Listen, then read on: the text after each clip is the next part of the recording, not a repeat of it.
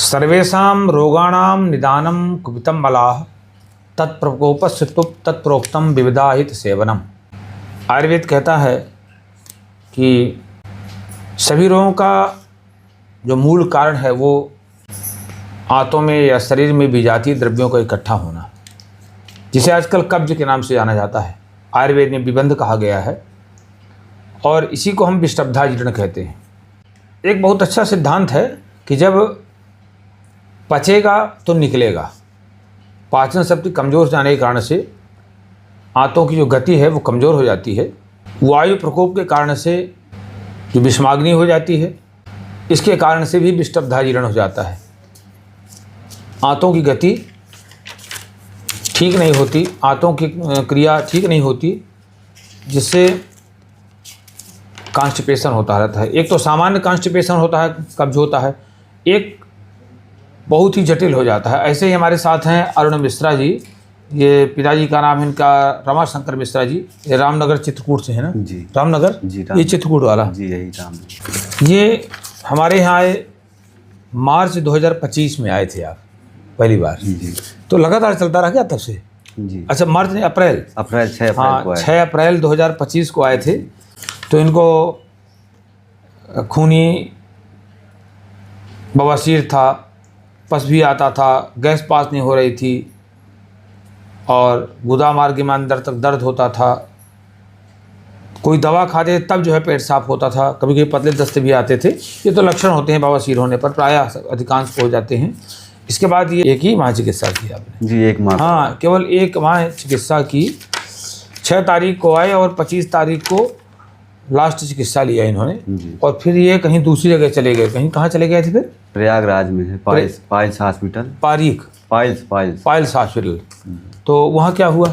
वहाँ गए तो हम ऐसे दिखाने गए थे। अच्छा, तो उन्होंने 420 से हमारा वो कर दिया था, ऑपरेशन कर डाला। ऑपरेशन कर डाला। हाँ, इसके बाद फिर ऑपरेशन कर डाला। वहाँ 2 महीने 3 महीने इलाज हुआ। हाँ। तो हमको भगंदर हो गया था, ले उसका ऑपरेशन कर दिया। फिर उसका ऑपरेशन हो गया। जी। फिर धीरे धीरे 4 सूत्र का धागा चेंज करते गए। 3 महीने तक इलाज चला। तो भगंदर का जो मर्ज था वो तो ठीक हो गया, लेकिन हमारी जो आंतें थी वो काम करना बंद कर दिया था। कुछ खाते थे पीते थे तो पेट में इस तरफ बहुत भयानक दर्द होता था और पेट साफ होता ही नहीं था। 3-3, 4-4 दिन तक, 3-3, 4-4 दिन पेट ही नहीं साफ होता। जितनी दवा खाएं साफ ही नहीं होता था। दवाई क्या क्या खाते रहे?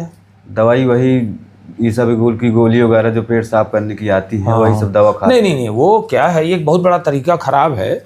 ये आयुर्वेद में जो भी दवाइयाँ लिखी हैं वो इस तरह नहीं लिखी हैं कि आप जो चाहे वो खा लीजिए, पचेगा तो निकलेगा। जी। अगर आपका डाइजेशन ठीक होगा, पाचन प्रणाली ठीक होगी, अग्नि ठीक होगी, तो जब पचेगा तो निकलेगा बाहर। नहीं पचेगा तो आप अपक्व मल को निकालेंगे भी, लेकिन फिर कब्ज हो जाएगा, उससे ज़्यादा कब्ज हो जाता है। इसलिए चिकित्सक को चिकित्सा करते समय ये जरूर ध्यान देना चाहिए, अग्निबल बढ़े आपका, अग्नि बढ़े, पाचन ठीक हो तो अपने आप ही निकलने लगेगा। अब क्या हो गया आप इनके साथ कि आंतों की काफ़ी रुक्षता बढ़ गई, क्योंकि वायु का प्रकोप हो गया, और जब रुक्षता बढ़ती है तो उसमें वायु ही एक कारण बनता है। हमने भी चिकित्सा किया लेकिन वो लाभ नहीं हो रहा था।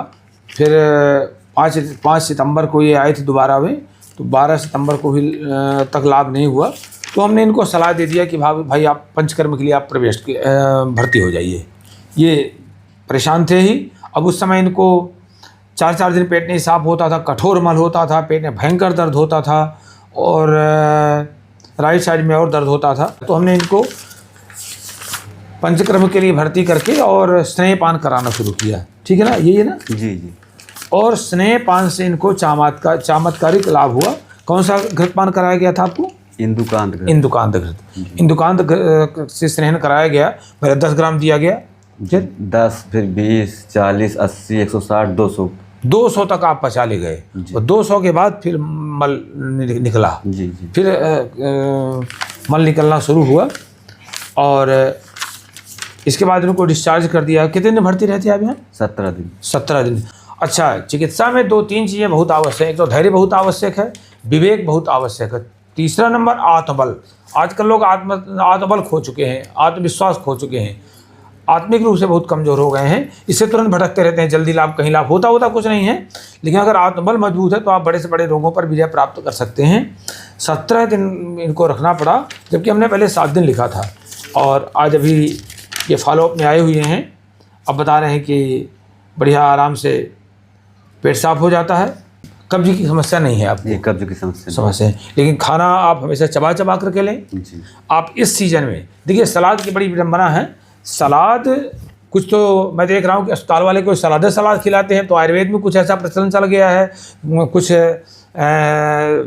अनक्वालिफाइड लोग हैं जो वो जो हैं आयुर्वेद से कोई पढ़ाई नहीं किया है, लेकिन वो ना उनको पता है अग्नि का, ना उनको पता है आम का, ना उनको पता है विषमाग्नि का, ना उनको पता है धातु परिपोषण क्रम का, क्योंकि उसने उन्होंने कोई पढ़ाई नहीं की है। और वो भी कहते हैं एक एक कटोरा सलाद खाओ। हमारे पास बहुत सारे रोगी आते हैं ऐसे और कहते हैं हम देखिए आप विचार करिए कि कच्ची चीज़ जल्दी पचती है कि पकी हुई। और लोग सलाद खिलाते रहते हैं। अब पकी हुई चीज़ जब खाते हैं तब तो वो पचती नहीं है उसको गैस बन रही है, एसिडिटी बन रही है, कहते हैं और सलाद खाओ, तो फिर और तमाम बीमारियां शुरू हो जाती हैं। तो ऐसे लोग भी आते हो, तो इसलिए सलाद का प्रयोग ही बहुत सावधान। अंकुरित अन्न आजकल बहुत चल गया है।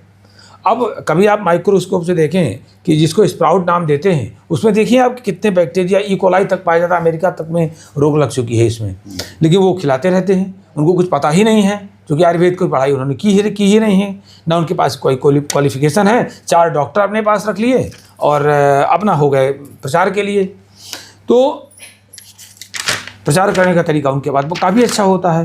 तो इस तरह से अब जैसे इस ऋतु है, इस ऋतु में आप मूली और टमाटर, उसमें भी सेंधा नमक अदरक काट के डाल लीजिए, वो जरूर आप रोज लीजिए। कब लेना है आपको सलाद? भोजन के पहले खूब चबा कर ले लीजिए, खूब चबा के ले लीजिए।